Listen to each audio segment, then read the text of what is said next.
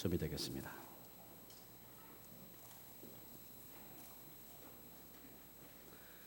구약성경 311페이지 신명기 30장 11절에서 14절까지를 제가 읽겠습니다.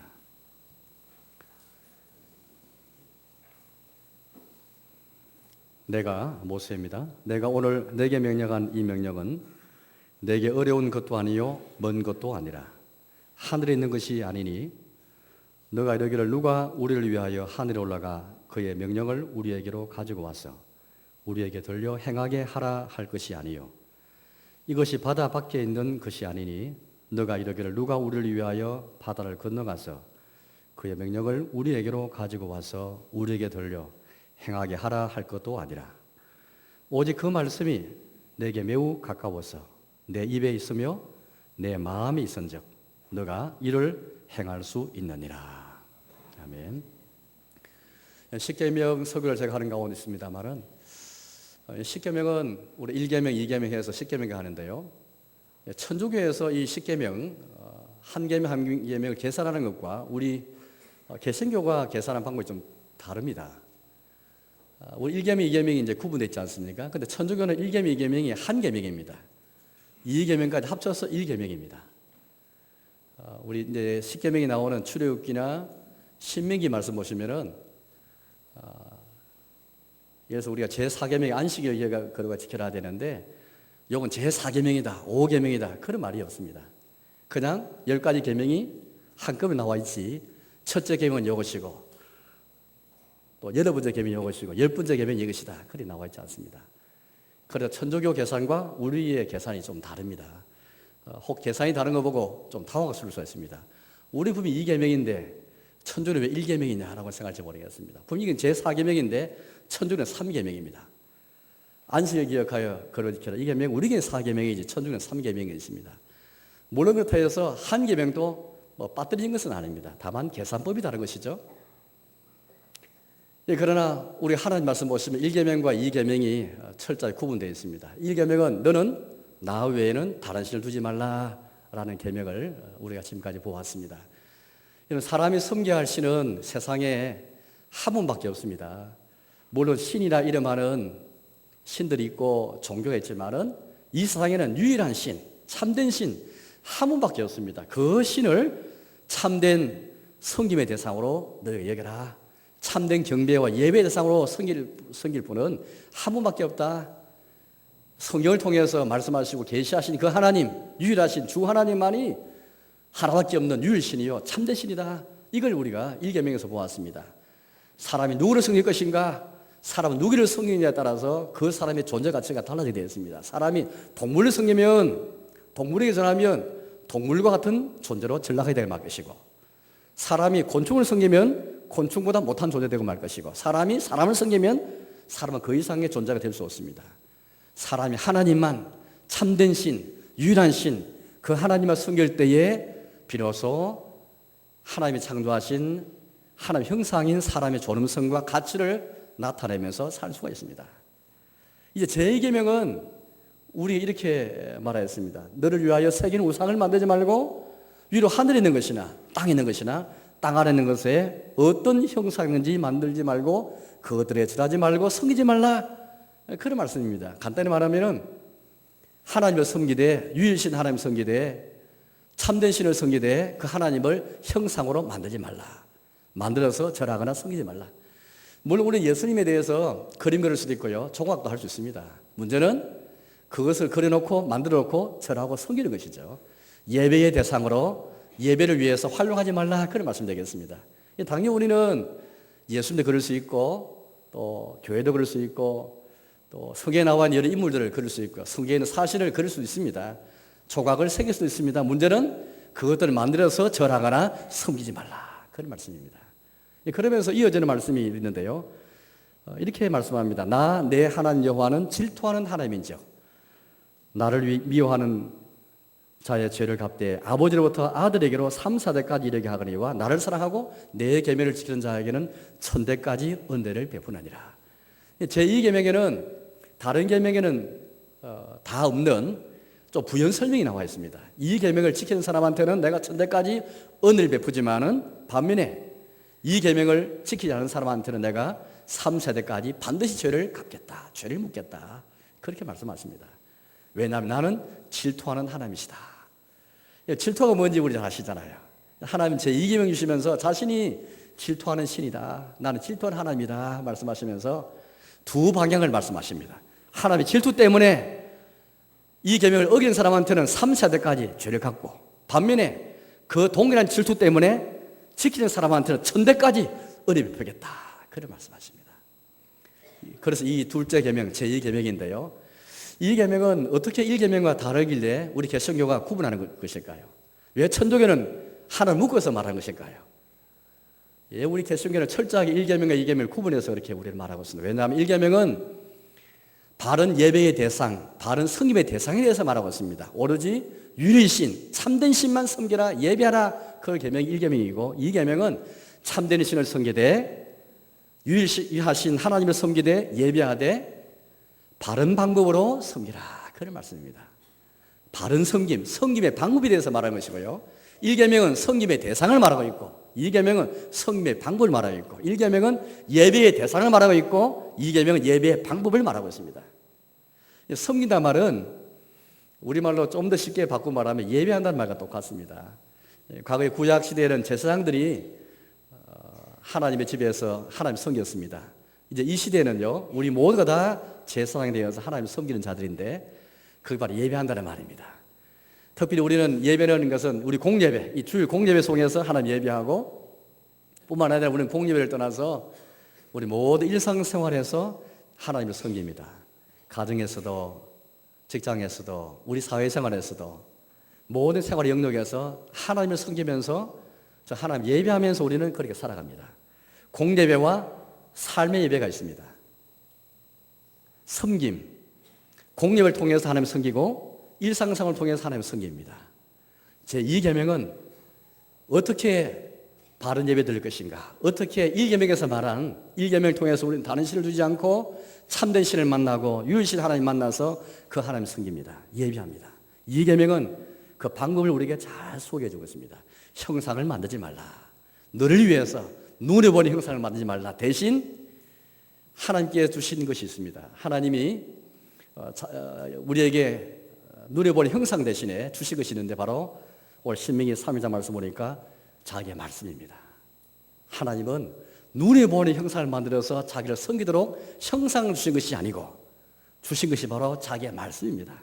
말씀이 하늘에 있어서 너희가 하늘로 올라가서 그 말씀을 가져올 것도 아니고 저 바다 밖에 있어서 먼 바다 건너가서 그 명령을 가져올 것도 아니고 그 말씀이 내게 가까워서 내 입에 있고 내 마음이 선적 너가 이를 듣고 실행할 수 있느니라.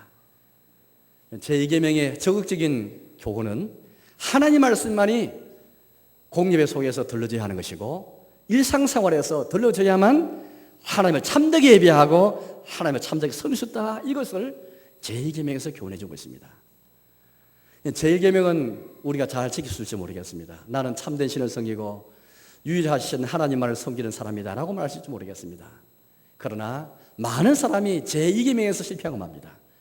제2계명을 통해서 주를 섬기는 방법이 거릇되고 하나님 예배하는 방법이 거릇된 경우가 많습니다. 오늘 현대의 많은 교회들이 주를 참된 신을 예배한다지만은 예수님을 예배한다지만은 삼일째 하나님을 예배한다지만은 예배 방법이 성의의 방법이 잘못된 경우가 참 많이 있습니다. 공예뿐만 아닙니다.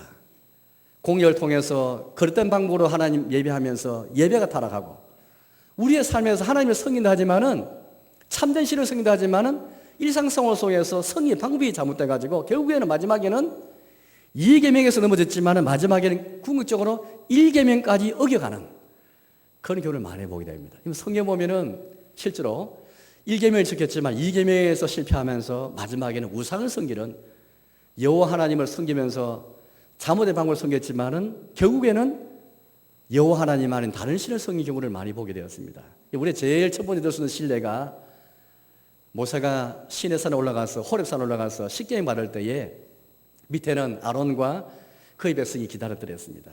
참다못한 이들이 어떻게 합니까? 아론과 의논해가지고 우리를 애굽에서 건져낸 신, 그 신을 눈으로 보기를 그렇게 원했습니다. 눈으로 보는 그런 형상을 만들어서 그 신을 그들의 곁에 두기를 원했습니다. 하나님 응답이 없으니까요. 하루 이틀 사흘 지나면서 모세의 소식도 없고 주의 응답이 없으니까 그들은 뭔가 눈으로 보고 귀로 듣기를 원했습니다. 그 신을 보기를 원했죠. 형상을 만들었습니다. 마침 주변 나라에서 바알신을 송아지로 만들어서 성경에서 보았더랬습니다. 본따서 여호와 하나님을 송아지로 만들었죠. 금을 다 가져와서 애굽에서 나올 때에 금과 은과 폐물을 가져오면서 다 그렇게 모아가지고 금으로 송아지 형상을 만들었습니다. 그러면서 아론이 그렇게 말하죠. 이 송아지는 바로 우리를 애굽에서 우리를 건져낸 여호와 너 하나님이다. 그렇게 말합니다. 출애굽기 32장 말씀인데요. 잠깐 읽어보겠습니다. 출애굽기 32장에서 아론이 이렇게 말합니다. 이스라엘아, 이는 너희를 애굽 땅에서 인도하여 낸 너희의 신이로다. 이 아론이 다른 신을 섬긴 것이 아닙니다. 다른 신을 소개하면서 우상을 소개하면서 함께 우상을 그렇게 숭배하고 그 앞에서 춤추며 뛰노는 것이 아니었습니다. 여호와 하나님을 인정하면서 애굽에서 그들 건져낸 구원의 하나님을 인정하면서 일계명을 지키면서 송아지 형상을 만들어서 이것이 너희의 신이다라고 말하면서 그렇게 소개해 준 것입니다. 제2계명을 어긴 것이죠. 형상을 만들어서. 송아지는 그 당시 지금도 마찬가지지만 힘의 상징입니다. 힘이 있는 그것을 나타내는 상대니까 바알신을 송아지를 만든 것이죠. 그래서 뭔가 여호와 하나님을 송아지 형상을 만들어가지고 우리 힘이 되고 우리의 도움이 되는 신으로 여겼던 것이죠. 우리가 생각할 때는 그게 무슨 잘못이고 무슨 죄인지 모르겠다가 말할지 모르겠습니다. 그러나 여러분들, 하나님은 그렇게 표현할 수가 없죠. 하나님께서 왜 형상을 만들지 말라 하시는가? 나중에 이유를 제가 나중에 하나님 말씀 통해서 이렇게 소개해 드리겠습니다. 여러분, 이때뿐만 아닙니다. 나중 보니까 여로보암 왕 때에 나라가 분열되었습니다. 두 지파는 유다 왕국을 형성하게 되었고, 열 지파는 북쪽 이스라엘 왕국을 형성하게 되었습니다. 여로보암 왕은 북쪽 이스라엘 왕국의 왕입니다. 이 왕이 남쪽 유다에 있는 예루살렘의 성전이 있습니다. 그 성소에 자기 나라 백성이 가는 것이 말리기 위해서 자기 나라 안에 베델과 단이라는 두 장소에 여호와 하나님을 형상을 그렇게 만들었죠. 송아지 형상을 만들었습니다. 그러면서 똑같이 이렇게 말합니다. 아론이 그 당시에 송아지 언어를 만들어 놓고 이것이 여호와다라고 말한 것처럼 똑같은 언어를 가지고 이렇게 말하였습니다. 열왕기상 12장 28절 말씀인데 제가 읽어보겠습니다. 이스라엘아, 이는 너희를 애굽 땅에서 인도하여 올린 너희의 신들이라. 범위 겉으로 보기에는 여호와 하나님을 부인한 적이 없습니다. 일계명 지켰습니다. 애굽에서 건져낸 구원의 하나님이란 구원의 감격도 있습니다. 고백도 있습니다. 찬양도 있는데 문제는 방법이 틀린 것이죠. 예배의 방법이 틀렸습니다. 예배의 대상은 올바랐는데 예배의 방법이 틀렸습니다. 성기의 방법이 틀렸던 것이죠. 송아지를 만들어 놓고 이것이 우리의 구주 하나님이다, 우리의 여호와다, 우리의 주님이시다 말하면서 그렇게 이제 단과 베델에 만든 송아지 앞에서 경배하게 한 것이죠. 예루살렘까지 갈 필요 없다. 왜 예루살렘에만 하나님이 지배했겠느냐? 그러면서 이제 예루살렘에 있는 레인 대신에 자기 마음대로 일반 사람을 제사장으로 세워놓고 또 절기도 마음대로 날짜를 정해서 절기를 정하였습니다. 그래서 유다 왕국과는 차별된 그런 방법을 써서 국민들의 관심을 끄고자 했던 것이죠. 이것은 바로 공예배의 타락이었습니다. 제1계명을 지켜서 여호와 하나님을 섬기는지 모르겠지만 예배의 대상은 분명하였지만 예배의 방법이 틀림으로써 공예배가 타락하게 된 그 실정을 우리 여로보암 왕 때에 보게 됩니다. 이렇게 해서 예배 방법이 틀려버리니까 이것이 이스라엘 속에 점점 퍼져가니까 마침내 아합 왕 시대 때 불과 얼마 지나지 않아서 아합의 왕 시대 때는 아합 왕이 노골적으로 시돈의 공주인 이세벨과 결혼하면서 그들 섬겼던 바알신, 이런 신들을 가져와서 노골적으로 여호와 하나님 대신에 바알신을 숭배하게 되었습니다. 그전까지는 여호와 하나님을 버린 적이 없습니다. 여호와 하나님 섬기면서 잘못된 방법으로 형상만을 섬겼을 뿐인데 이제 조금 더 지나버리니까 이것이 잘못돼가지고 아예 여호와 하나님 치워버리고 따로 산당을 만들고 신전을 만들어서 바알신, 아스타로 신을 만들어가지고 그렇게 절하고 숭배했던 것입니다. 아합에 대해서 성경은 그렇게 말하였습니다. 아합 왕은 여로보암이 행한 일을 오히려 더 가볍게 여기고 바알신을 숭배하였다 그렇게 말합니다. 이후의 왕들은 여로보암 왕이 행했던 일에 대해서 경각심을 가지 못하고 이걸 더 가볍게 여기면서 노골적으로 바알신과 다른 신들을 섬겼다라고 이렇게 말하고 있는 것입니다. 여러분, 왜 사람들이처럼 하나님의 분명히 말씀하신 형상을 말씀하시는데 왜 만든 것일까요? 또 왜 하나님께서는 왜 이것을 금하게 하시는 것일까요? 하나님께서 금하신 이유가 몇 가지 있습니다. 하나는, 첫째는 이것입니다. 아무도 하나님을 본 사람이 없기 때문입니다. 누구도 하나님을 본 사람이 없습니다. 신명기 4장 말씀 보니까 우리 그렇게 말씀하였는데요. 신명기 4장 15절과 16절에 이렇게 우리에게 말씀하였습니다. 여호와께서 호렙산 불길 중에서 너희에게 말씀하신 날에 너희가 어떤 형상도 보지 못하였은즉 너희는 깊이 삼가라. 그리하여 스스로 부패하여 자기를 위해 어떤 형상되든지 우상을 만지지 말라. 그렇게 말씀하십니다. 시내산에서 호렙산에서 모세를 통해서 시계 말할 때에 하나님께서 임재하셨지만은 하나님께서 하늘에서 내려오셨지만은 아무도 하나님 본 사람이 없습니다. 음성만 들렸습니다. 그래서 하시는 말씀이 너희가 하나님 보지 못했으니까 말씀만 들었으니까 너 깊이 삼가해서 스스로 부패해서 너희 자신을 위해서 우상을 만지지 말라. 하나님께서 분명히 우리에게 말씀해 주셨습니다. 아무도 하나님 보는 사람이기 때문에 하나님을 표현할 수가 없는 것입니다. 사람은 자꾸 시각으로 보기 원하고 만지기 원하고 가까이 두기를 원하는 것입니다. 그래서 우리는 분명히 하나님께서 형상 대신에 눈에 보이는 형상 대신에 말씀을 주시는데 얼마나 말씀을 멀리하고 눈에 보이는 형상 만들어서까지 눈에 보이고 귀에 들리고 만지기 원하는 인간의 욕망이 무엇인지 보게 되는 것입니다. 사람의 종교적 갈망은 여기에 있습니다. 분명히 하나님이 영이시기 때문에 말씀을 통해서만 이렇게 지시하시고 진리를 계시하시고 구원의 방법을 계시하시고 자기를 알리시는데 사람은 엉뚱한데 하나님 말씀에 관심이 없고 눈에 보이고 귀에 들리고 만지기 원하고 가까이 두기를 원하는 것이죠. 부패하여 자기를 위해서 우상을 만드는 것입니다. 형상 만드는 것입니다. 왜 하나님께서 형상을 만들지 말라 하십니까? 두 번째는 하나님은 영이시기 때문에 형상 만들면 영이신 하나님의 자유가 제한되기 때문입니다. 하나님은 아무리 형상을 만들라 할지라도 형상 속에 같이 숨겨버리기 때문에 형상으로서 우리 주님을 우리가 표현할 수 없고 주님의 자유가 우리 하나님은 자유로운 분이신데 원하신 대로 모든 것을 행할 수 있는 분이신데 형상 만들면 형상 속에 갇힐 수밖에 없습니다. 하나님이 예배당소에 갇혀 있는 분이 아니지 않습니까?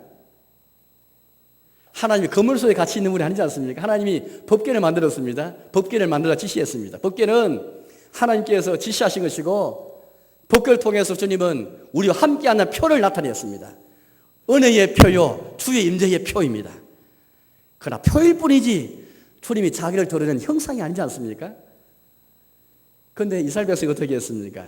블레셋과 전쟁했을 때에 블레셋과 전쟁에 피했을 때에 그들은 생각하였습니다. 법궤를 가져가면 하나님의 은혜 표니까 주님의 권능의 표니까 가져가면 전쟁에서 이길 것이다 라고 생각했습니다. 마치 마수 있는 것처럼 부적처럼 생각한 것이죠. 뭔가 능력이 나설 것이다 생각한 것이죠. 큰 착오였습니다.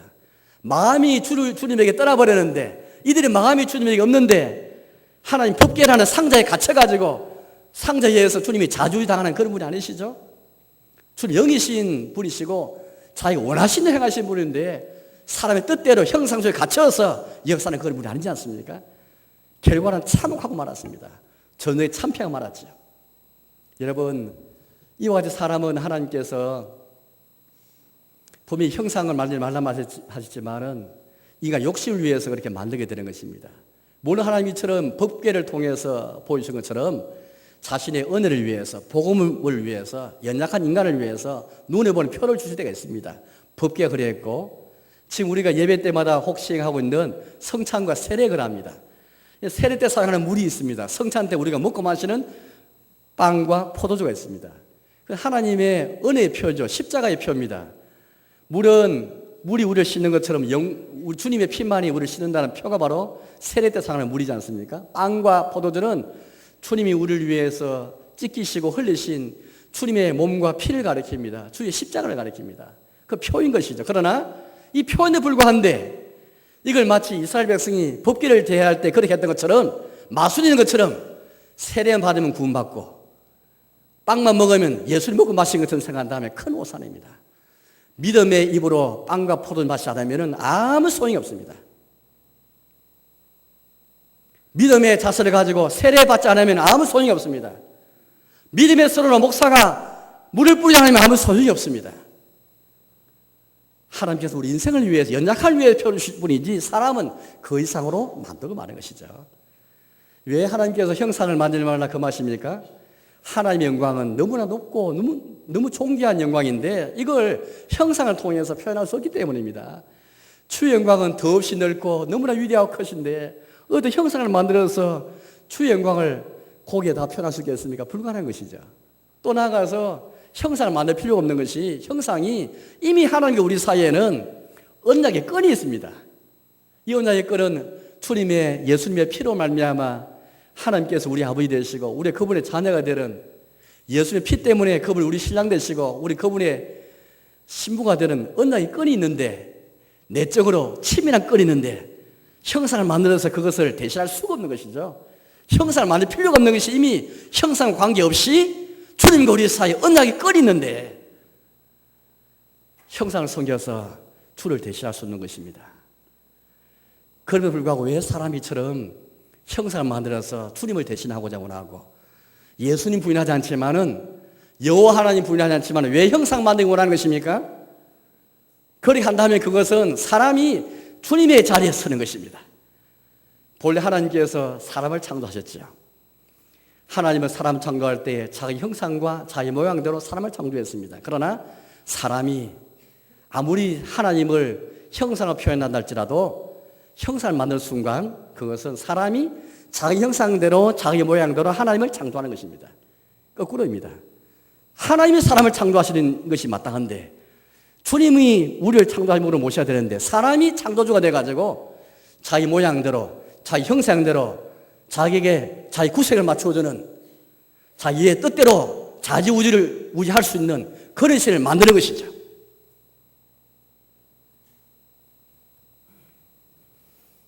이처럼 사람은 자기의 탐욕을 위해서 우상을 만들 뿐 아니라 자기의 탐욕을 위해서 결국에는 하나님 형상으로 표현하게 되는 것입니다. 그래서 자기 옆에 두기를 원하는 것이죠. 가까이 두어서 자기가 그 형상을 만드는 신을 주무르고 그 신을 주관해서 내 뜻을 채워주고 욕구를 채워주고 욕망을 채워주는 그런 신을 삼키는 원하는 타락한 욕망이 그 속에 들어가 있습니다. 분명히 하나님께서 영이시고 말씀 가운데 찾아오신 분이신데 왜 사람이 눈에 보이는 그것을 확인하고 경험하기 원하고 귀에 들리기를 원하고 왜 만지기 원하는 것입니까? 타락한 인간의 본성이 그 속에 들어 있습니다.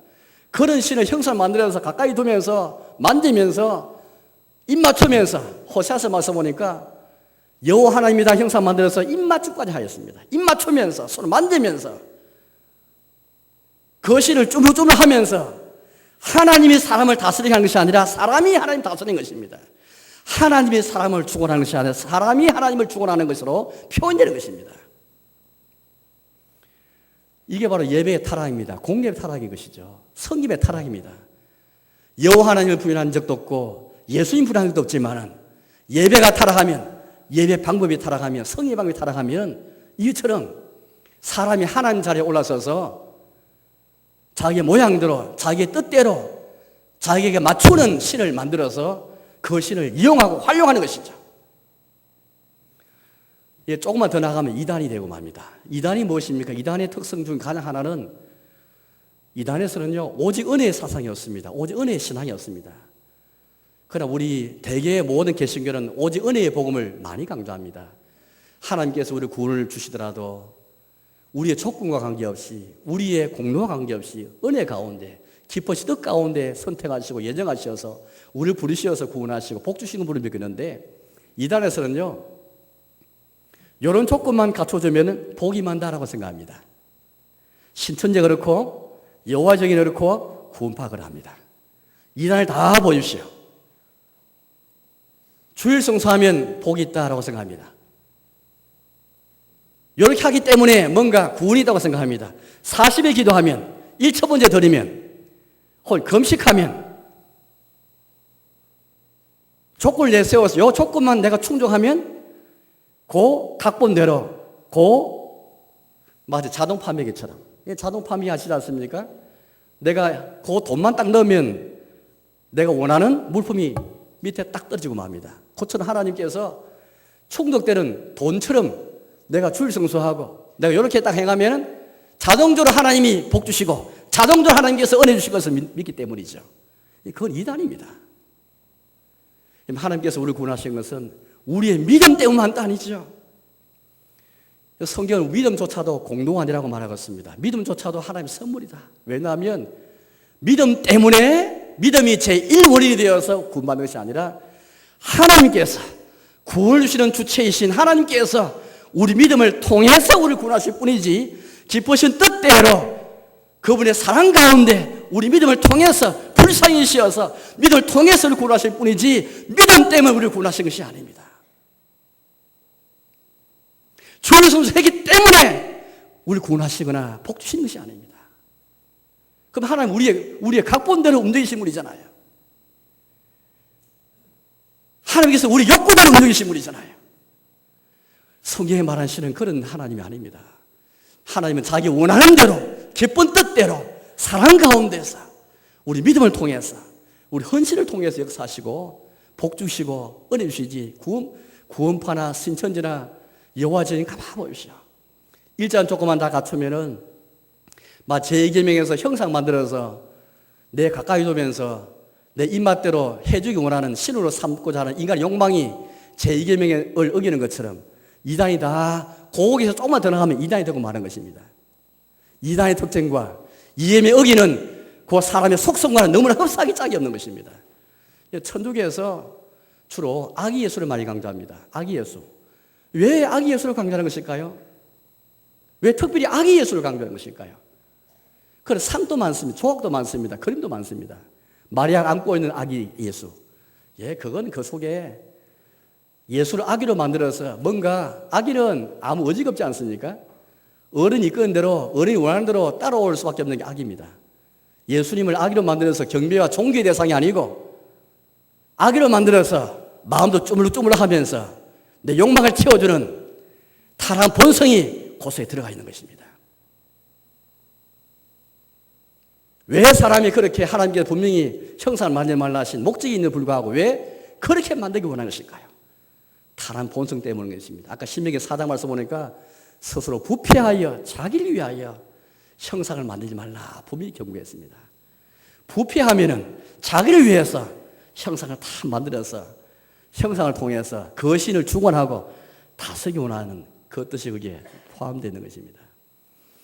나아가서 우리는 눈에 볼 형상뿐 아니라 눈에 보지 않는 우리의 생각 속에 우리 관념 속에 우리 머리 속에 하나님 성경에서 말씀하는 예수님이나 우리 하나님이 아니고 엉뚱한 신을 만들 수가 있습니다.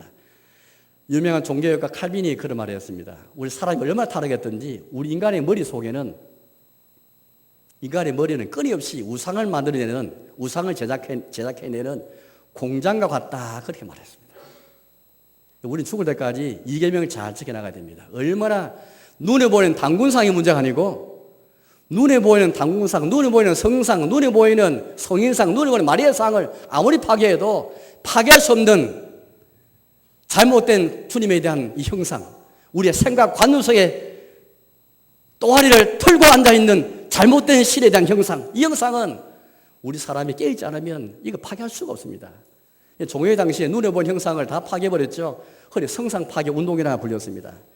곳곳마다 종교를 통해서 복음을 깨달은 자들이 거리에 있는 그런 성상들, 거룩한 상이라 불리는 성상들, 예배당을 성상을 다 찍어서 다 파괴해버렸습니다. 더 중요한 것은 카빈이 말한 것처럼 우리의 생각 속에 관념 속에 자리 잡은 잘못된 신상.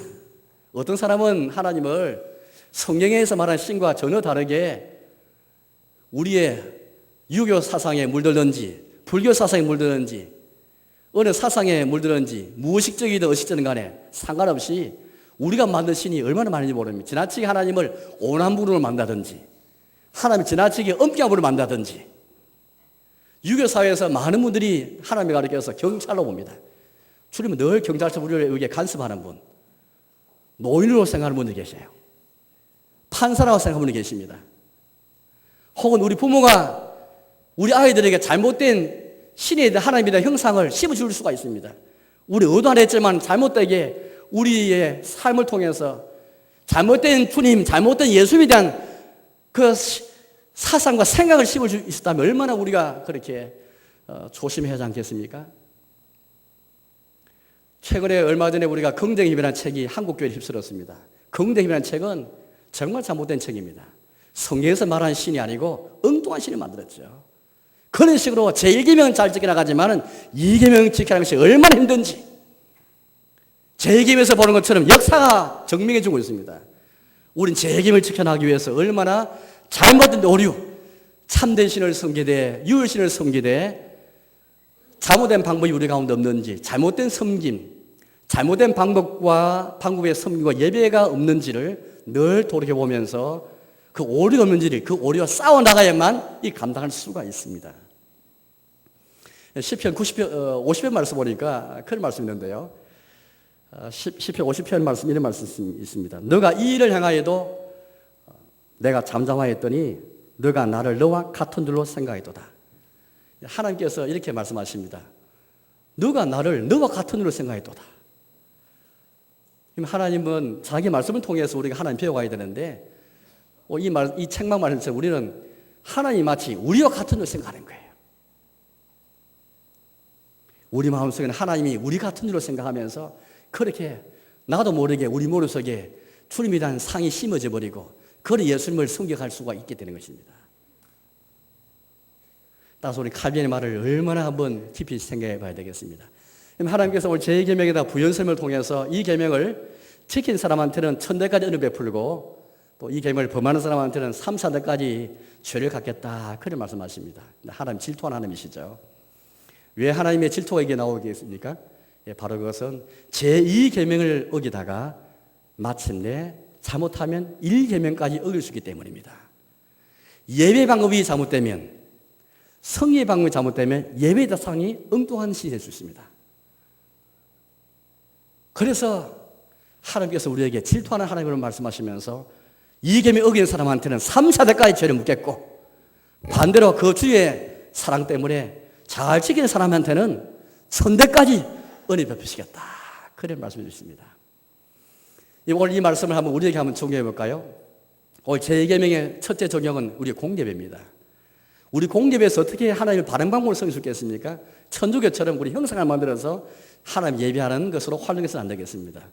지금도 천주교는 마리아 상 앞에 절하고 온갖 성인을 만들어 놓고 절하면서 기도하면서 향을 피우면서 주문을 외우면서 이렇게 그를 경배합니다.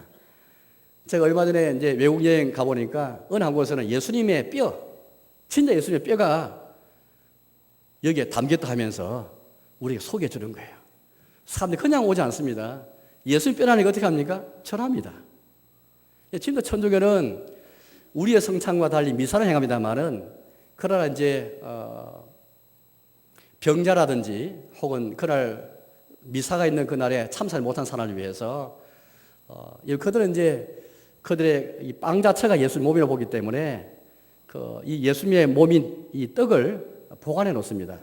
주간 중에 이제 환자한테 주기도 하고 또 방문해서 이제 주기 위해서이죠.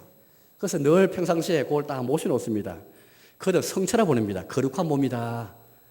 빵이 아니고 거룩한 몸이다. 그래서 성체라 보냅니다. 그러면서 모든 성당마다 다 모셔놓은 장소가 있습니다. 그런데 모셔놓기만 하지 않고 주간 중에는 교인들이 돌아가면서 거기 와서 경배를 합니다. 가비와 다 절하면서 경배합니다. 왜? 예수님이기 때문에. 예수님 몸이 모셔져 있는 곳이기 때문에 그냥 가지 않고 경배합니다. 자, 영성 훈련을 하기 위해서 신앙심을 좀 돋구기 위해서 일부러 성체가 모셔 있는 곳에 와서 절합니다. 이게 천주교입니다. 우리 예배 시간에 공예배 시간에 어떤 형상을 만들어서 예배할 수가 없습니다. 왜냐하면 하나님은 영이신 하나님이시고 그래서 우리를 하여금 영 안에서 영으로 진리 안에서 예배될 것을 우리에게 말씀하십니다. 예배는 언약 관계에서 드리는 예배이기 때문에 하나님과 우리 사이에서 만남이 있는 것이 바로 예배입니다. 과거에 하나님의 장막은 회막이라고 불렸습니다. 만나 회자 써서 하나님과 우리 사이에 만남 있는 것이 바로 공예배이다. 모든 예배순을 통해서 찬송을 통해서 주께 나가고 길을 통해서 주께 나가고 하나님께서 설교를 통해서 우리 찾아오시고 교도문을 통해서 우리 찾아오시고 축도를 통해서 우리가 찾아오시고 하나님 오시고 우리가 나아가는 그래서 만남 있고 교제가 있는 것이 바로 예배입니다. 그래서 우리는 이 공예배를 통해서 형상을 만들어서 예배할 수가 없고 자의적인 예배 드릴 수가 없습니다. 자의적인 말은 우리의 마음대로 여로보암 왕이 그랬던 것처럼 주님이 명하신 방식대로가 아니고 우리 방식대로 우리 마음대로 예배 방식을 바꾸어서 우리 마음대로 예배 방법을 바꾸어서 하나님 예배할 수가 없습니다. 자의적인 방법으로 흐르지 않은지를 우리 공예배를 잘 지켜야 됩니다. 뿐만 아니라 우리는 우리 예배가 형식에 치운 예배 되지 않기 위해서 애를 써야 됩니다. 이 우리 예수님이 외식에 찬 금식과 기도를 책망해 주셨습니다. 혹시 우리 예배에 참여하면서 우리 기도가 우리의 찬송이 하나님의 말씀 설교하는 것이 설교 듣는 것이 건성으로 넘어가 버리고 형식에 치우쳐버린다면 그 예배는 거짓 예배가 될 수밖에 없습니다. 우리 예배 방법이 틀려서 거짓 예배 되어버린다면 처음에는 예배 대상이 참 하나님이시지만은 삼위일체 하나님이시지만은 잘못된 예배 방법이 마침내 예배의 대상이 참된 신이 아니고 우상으로 갈 가능성이 많습니다. 우리 공예배를 제일 먼저 지키면서 이 계명을 지켜나가야 되겠습니다. 하나님 말씀에 설교가 우리 가운데 들리지 않은 것입니다. 공예배 가운데 설교를 통해서 주님을 우리가 만나고 주님이 우리에게 나타나시고 임재하시고 설교를 통해서 우리의 심령이 변화받고 하나님의 설령 가운데 우리의 심령이 변화받을 뿐 아니라 죄를 깨닫고 더 주님을 찾는 것이 공예배의 정신인 것입니다. 뿐만 아니라 제 계명 공예배를 넘어서서 일상생활 가운데 적용되어야 하는 것입니다. 우리의 생각, 관념 속에 잘못된 하나님에 대한 형상, 잘못된 하나님에 대한 상이 자리 앉는 것을 두려워하고 경계해야 되겠습니다. 이제 말씀에 돌아가겠습니다. 사랑교회 여러분, 이 계명을 지킨다 할지라도 이 계명에서 넘어지는 경우가 참 많이 보게 됩니다. 우리 이 계명을 어기면서 잘못된 우리가 오지 않는지를 경계하면서 싸워나가야 되겠습니다. 여러분 성리학교가 이제 계속해서 진행되고 있고 수련회가 진행될 터인데요.